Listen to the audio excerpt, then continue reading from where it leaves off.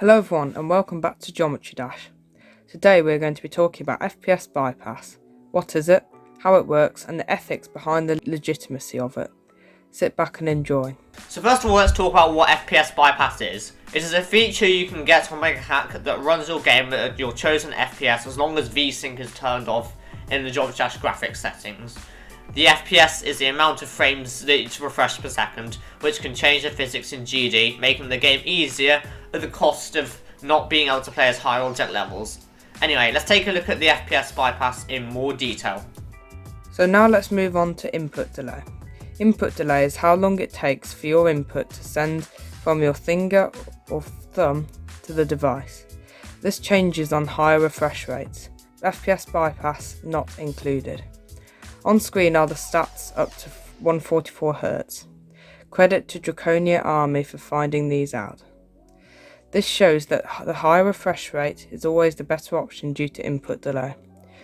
So if that's what you're looking for, always choose a higher refresh rate. Another difference on higher Hertz monitors include how clear the image is, although your game runs at whatever you're bypassing to. It will still only look as clear as the refresh rate of your monitor, so it doesn't make timings as easier in that sense. Now let's talk about the physics. In FPS bypass, the physics change to your desired FPS, making some game modes easier, mainly ship. The gravity lowers on 144Hz, making your game mode fall slower, but go up faster. This is what FPS bypass does. The changes to these physics make cube easier due to your icon going higher, making triple spikes etc. easier. The way you click with shift becomes easier due to it falling slower and so on. It also slows down game speed ever so slightly, which is why it's recommended to bypass to a multiple of your refresh rate to make it look cleaner. Not enough for you to see, but enough to make a significant difference in insane demons and upwards.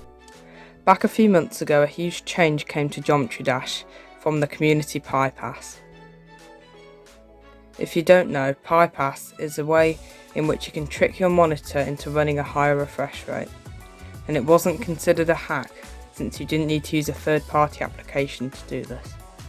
This built a lot of controversy about making FPS bypass legal, and it worked. You can now FPS bypass up to 360 FPS, and it is considered legitimate.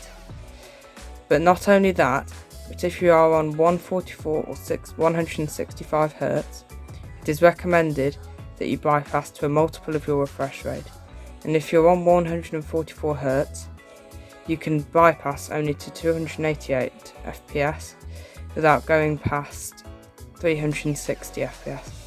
So problems arise. Another issue is that iOS players can't use FPS bypass as well. So what happens there? Anyway, what do you think about the problems and solutions it creates? Join the Discord to tell us your thoughts. Thanks for watching and we'll see you in the next one. Bye.